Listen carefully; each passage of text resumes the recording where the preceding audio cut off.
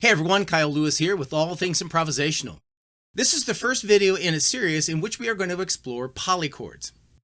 Now if you're not familiar with polychords, this is going to be a game changer for you because this is going to help you get that quintessential jazz sound in your chord colors that so many other people seem to understand. But first, let's define polychords. Poly means many and chords, well, that's chords. So basically what we're doing is we're superimposing one chord on top of another. So the practical application for this in jazz is that we have one chord structure in our left hand while we superimpose a completely different chord structure in our right hand. Now there are numerous variations and applications for this with major chords and minor chords, but we're going to focus on dominant 7 chords. The reason is that polychords with the dominant 7 chord have a nice, interesting chord structure that give you some nice tension that leads to this beautiful release, whether it's major or minor. So in each of these videos, we're going to focus on one polychord and some applications. So let's jump in. So here's how this is going to work.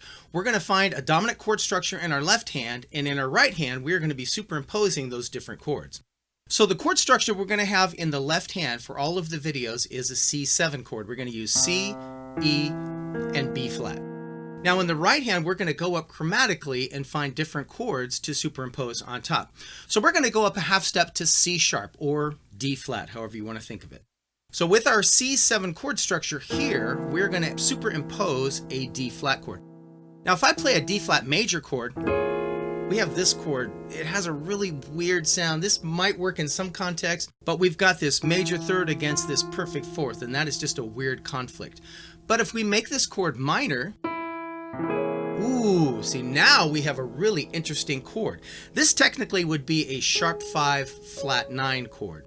But I like to think of this as a D flat minor chord over C7. So this chord structure here has a nice resolution to the 1 chord, this F major chord. We could also go to an F minor chord.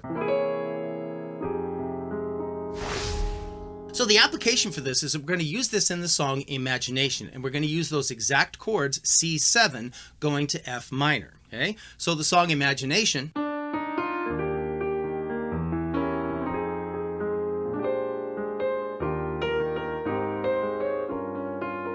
Now here's this F minor, and there is our polychord, this D flat minor over this C7. So we have this C7 structure here in the left hand, C, E, B flat, with this D flat minor chord, and you've got this A flat in the melody, so that works really nice. So when you're playing in the song, you can use that chord structure for that nice, interesting tension going back to that F minor. So our polychords can also help to shape our melodic line. So we're going to use that upper structure, that D flat minor chord, to help shape our melodic line. So let's take the song Imagination again.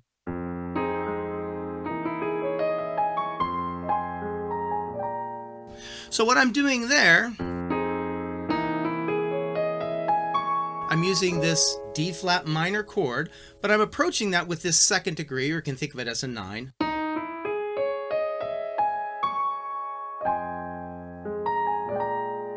So I have my F minor.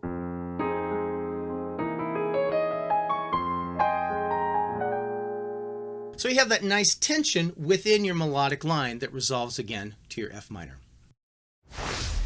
Well, thanks for watching, and if you got some value out of this, would you hit that like button and consider subscribing to this channel? And before you sign off, make sure to check out some of these other videos. Thanks again for watching. We'll see you next time. Bye.